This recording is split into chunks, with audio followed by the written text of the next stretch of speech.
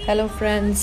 So finally मैं निकल चुकी हूँ होली मनाने के लिए, और ये मेरी बकेट लिस्ट में था कि मैं एक बार होली वृंदावन में ज़रूर बनाऊँ, और इस बार मुझे मौका मिल गया है। मैं सिर्फ इतना सोच के निकल चुकी हूँ कि शायद हम दरबार तक पहुँच जाएंगे तो वो भी बहुत ही होगा, क्योंकि जिस हिसाब से लोग बता रहे हैं कि वहाँ 10-10 किलोमीटर की लाइन है, तो उस हिसाब से अगर मैं वहाँ पहुँच भी जाऊँगी तो मैं बहुत खुश हो जाऊँगी।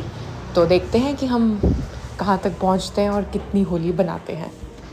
And guys, please like, share and subscribe to my channel, क्योंकि ये मेरा पहला ब्लॉग है जो मैं इस वीडियो से स्टार्ट कर रही हूँ। तो फाइनली हम लोग वृंदावन पहुँच चुके हैं, और ये फ़र्स्ट टाइम है जो हमने अपना होटल पहले से बुक किया था, क्योंकि हमें लग रहा था बहुत भीड़ होगी और कपड़े वपड़े चेंज करने पड़ेंगे। और हम लोग प्लान करके आए थे कि हमारे को पूरी होली बनानी है, तो हम वो ऑलरेडी पहले से होटल बुक करके आए थे। हम लोगों ने होटल में गाड़ी वाड़ी खड़ी कर दी है अपनी, और अब हम यहाँ से अपने साथ एक बस बैग लेके और उसमें कुछ खाली लूज़ पॉलीथीन्स लेके निकल गए हैं। और अब हम पहुँचे हैं यहाँ पे ये बांके बिहारी, जहाँ पे पूरा पैक्ड है, पूरी भीड़ है, और किसी को भी ऐसे घुसने नहीं दे रहे हैं। कोई वीआईपी नहीं है, कुछ नहीं है, सबको लाइन से ही अंदर घुसना पड़ेगा। पर मेरी एडवाइस रहेगी कि कोई भी होटल बुक करके ना आए, क्योंकि होटल की सच में कोई ज़रूरत नहीं पड़ी थी। आप अपनी गाड़ियाँ खड़ी करें पार्किंग में, जगह जगह पार्किंग्स है, और वहाँ से 100 रुपये के ऑटो करके आप पूरा वृंदावन घूम सकते हैं। तो हमने भी रिक्शा करी है अपनी, और हम लोग पहुँच गए थे बांके बिहारी।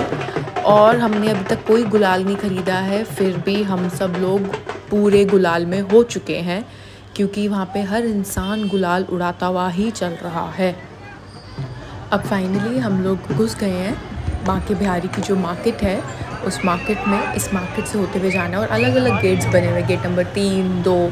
तो हम लोगों ने गेट नंबर 3 से इस बार एंट्री की थी, जहाँ से हम बिल्कुल पीछे के द्वार से निकले थे। वरना हम यूजुअली गेट नंबर 2 से एंट्री करते हैं, और लोग पूरे जोश में हैं। और आप ये सोच रहे होंगे कि ये रिकॉर्डिंग्स वगैरह कैसे हुई हैं, तो एक्चुअली हमने अपने फ़ोन कवर्स ले रखे थे प्लास्टिक के, जिसमें मतलब वो बेस्ट पार्ट था इस ट्रिप का, क्योंकि उन फ़ोन कवर्स में हमारे फ़ोन सेफ़ थे और हम सब कुछ शूट कर पा रहे हैं ईज़िली, क्योंकि मेरा बहुत मन था कि मैं जो भी एक्सपीरियंस करूँ वो मैं शूट कर पाऊँ। हम यहाँ से पूरी तैयारी से गए थे कलर्स वगैरह लेकर, ख़रीद कर, बट मैं एडवाइस करूँगी कि कलर्स मत ख़रीदना, वहाँ ज़्यादा सस्ता मिलता है। हम यहाँ से बहुत महंगे लेके गए थे, और वहाँ पे जगह जगह कलर्स मिल रहे थे जो कि बहुत कम दाम में थे, और हमने दिल्ली से बहुत महंगे कलर्स ख़रीदे थे। पूरी भीड़ है, ये पूरी बांके बिहारी की लेन है, जहाँ पे सब लोग चलते जा रहे हैं, दर्शन करके निकले जा रहे हैं। और अब हम फाइनली बस भवन में एंटर कर चुके हैं पीछे से, और बस हमारी नज़र है कि बाहर सामने हमारे को बांके बिहारी दिख जाए, ताकि हमारा आना सफल हो जाए। बट ऐसा नहीं हुआ, हम लोग बिल्कुल आगे तक पहुँचे हैं प्रॉपर, और बहुत ही बढ़िया दर्शन किए हैं, बिल्कुल सामने सामने से। भीड़ प्रॉपर है, आप लोग जैसे कि देख सकते हैं, लोग नेक्स्ट लेवल भरे हुए हैं, और सब लोग खूब एक्साइटेड है। धक्का मुक्की करते करते सब लोग अंदर घुस ही गए हैं, और फाइनली 15-20 मिनट धक्का मुक्की के बाद हम काफ़ी हद तक आगे पहुंच गए हैं। बिल्कुल आमने सामने हो चुके हैं बांके बिहारी जी से, कि जिससे मतलब कि हमारा आना यहाँ सफल हो गया है, और मेरी होली भी बन गई है, क्योंकि मैं इतनी आगे तक पहुँच गई थी। बट फिर भी मेरे को शांति नहीं थी, तो मैं ये जो वीआईपी रेलिंग थी इसको भी क्रॉस करके आगे गई हूँ, इसको आगे भी गई हूँ। बिल्कुल सामने सामने खड़े होकर हमने दर्शन किए हैं, और उन चढ़ी हुई मालाएँ भी ली हैं। मतलब बेस्ट दर्शन थे। मैं हर महीने बांके बिहारी जाती हूँ, बट होली के दर्शन शायद मैं कहूँगी मेरे बेस्ट थे। हम लोग ज़्यादा कुछ रिकॉर्ड नहीं कर पाए हैं भवन के अंदर का, क्योंकि वहाँ अलाउड नहीं था, बट सच में मेरे दर्शन बहुत अच्छे हुए थे। ऐसा नहीं है कि आप होली के टाइम पे जाएंगे तो आपको दर्शन नहीं मिलेंगे, आपको दर्शन ज़रूर मिलेंगे, चाहे किसी को दूर से मिले या आगे से मिले। और फाइनली दर्शन पाने के बाद मैं ऐसे थी कि ठीक है, अब मेरी बकेट लिस्ट पूरी हो चुकी है, अब चाहे वापस घर चलते हैं। अंदर बहुत भीड़ थी तो हमने कुछ खाया नहीं, वरना अंदर बहुत सारी चीज़ें हैं, चाट पकौड़ियाँ वगैरह खाने के लिए। तो हम लोगों ने सोचा पहले वहाँ से बाहर निकलते हैं, और हम बाहर निकल के मेन मार्केट से आ गए थे, जहाँ पे एक बहुत ही फेमस रेस्टोरेंट है जिसका नाम है मुरली वाला, और हमने उस पे खाया था, और उसका खाना सच में बहुत अमेजिंग है। बट आप अगर अंदर गलियों में भी खाते हैं तो वहाँ पे भी बहुत अच्छे अच्छे गब्बर चाट वाला है, बहुत सारे हैं चाट वाले, आप किसी से भी खा सकते हैं। अब यहाँ से हम फाइनली निकल गए और अब हम जा रहे हैं इस्कॉन की तरफ। इस्कॉन के भी दर्शन कर लेते हैं। इस्कॉन में कलर्स अलाउड नहीं है, तो आपके बैग्स की चेकिंग भी हो रही है, आपको कलर वगैरह सब निकाल कर जाना है। और इस्कॉन में सिर्फ आप लोग हरे कृष्णा हरे रामा पे झूम सकते हैं, नाच सकते हैं, बट वहाँ पे कलर्स अलाउड नहीं है, जो कि एक अच्छी बात भी थी क्योंकि वो लोग अपना मंदिर गंदा नहीं करना चाह रहे थे। इस्कॉन हमेशा की तरह फुल्ली पैक्ड था, और मेरा इस्कॉन जाने का सिर्फ एक मोटिव रहता है क्योंकि वहाँ जाके ना आपको बहुत सेटिस्फैक्शन मिलता है। और यहाँ पे करण एक बहुत ही स्पेशल चीज़ लेके आया था अपने साथ, एक ये बहुत ही प्यारे कान्हा जी बना के लेके आया था।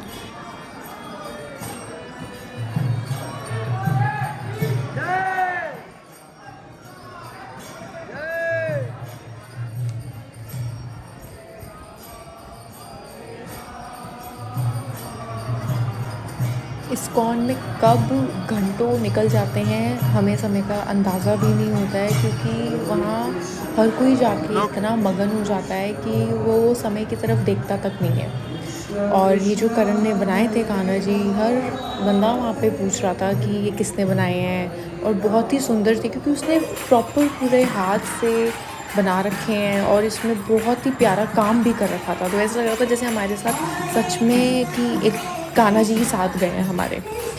हमने इस्कॉन में बहुत अच्छा टाइम स्पेंड किया, और आराम से हम लोग फ्री हो गए थे, और उसके बाद हम लोगों को होटल का सच में कोई फ़ायदा नहीं लग रहा था कि हमें बुक करना चाहिए था। तो हम लोगों ने होटल छोड़कर हम लोगों ने फाइनली डिसाइड किया कि हम यहाँ से निकलते हैं, और अब हम लोग आगे बढ़ जाते हैं बरसाना की तरफ, जहाँ पे राधा रानी का मंदिर है।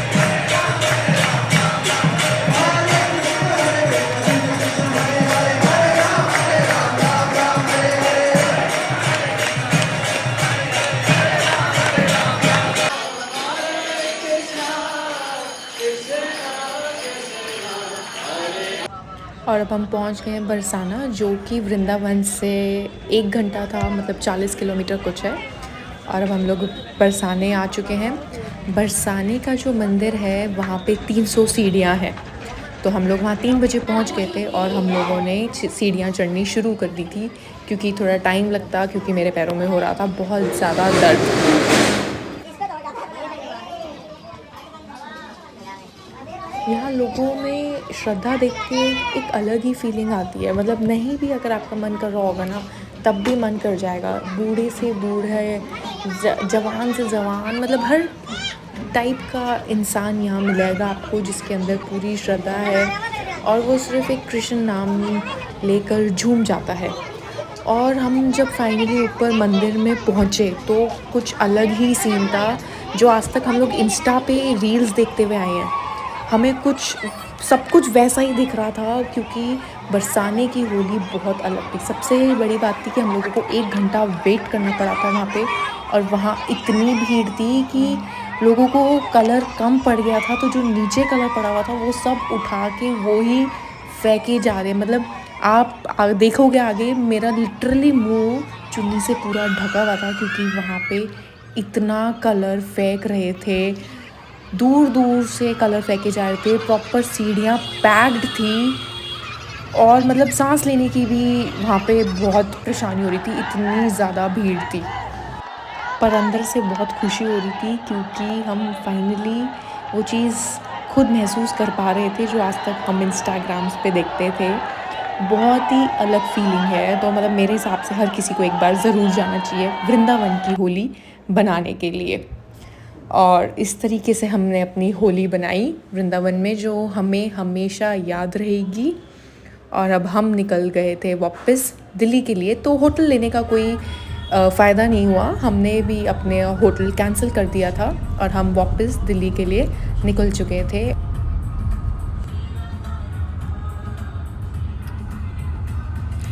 तो ये होली फाइनली हमेशा याद रहेगी, क्योंकि ये मेरी बकेट लिस्ट में थी जो मैं पूरी कर चुकी हूँ और मैं बहुत बहुत बहुत ज़्यादा खुश हूँ। आई होप आप लोगों को भी हेल्प मिलेगी अगर आप लोग भी प्लान कर रहे हैं। और अगर आपको वीडियो अच्छी लगी हो तो please like, share and subscribe to my channel, क्योंकि मेरा बहुत मन था कि मैं अपनी जो व्लॉग की स्टार्टिंग करूँ वो मैं आज इस कृष्ण जी की व्लॉग से स्टार्ट करूँ और वो फाइनली पूरा हो गया है। तो डू सपोर्ट मी गाइज़, और अगर आपको कोई भी चीज़ पूछनी है तो आप लोग कमेंट कर सकते हैं और मैं बिल्कुल हेल्प करूँगी आप लोगों की। Thank you for watching it and happy Holi everyone. Stay safe.